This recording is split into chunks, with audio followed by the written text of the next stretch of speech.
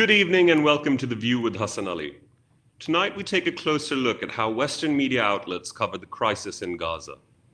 In moments of war and conflict, words are never neutral. The terms journalists use, the labels applied to combatants, even the verbs used to describe the nature of an attack can profoundly influence public opinion. Is someone a freedom fighter or a terrorist? Was a civilian area struck or attacked? These choices don't just convey information.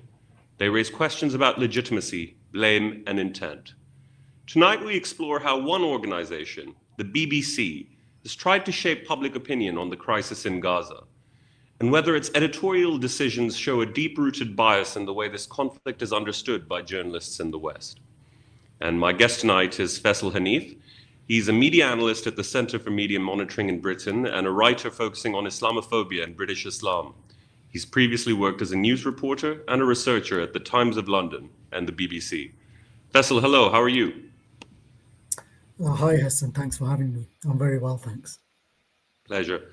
Faisal, before we begin, can you tell me a little bit about the Center for Media Monitoring? Perhaps if you could tell me what it does and what you do specifically as part of the team.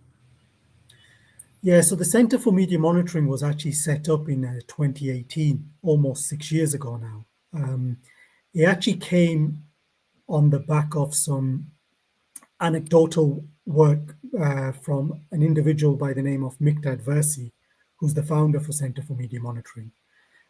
What he was doing over time, over the few years before the center was actually set up, was he was looking at British news coverage on an anecdotal basis, and he was noticing patterns of false reporting, details in news headlines, in articles, which his sort of sixth sense and told him couldn't be true or were most likely not true.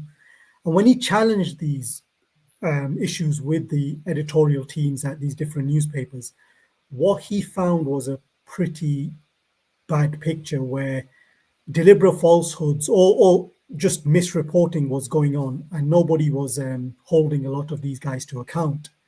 And so, false reporting on Muslims, particularly on Islam and Muslims. Yeah, false reporting, particularly on Islam and Muslims. Okay. And when he challenged these things, and he became quite famous for this, he gained a lot of corrections over time. And so he felt the need to set up an organization which actually looked at this kind of thing full time.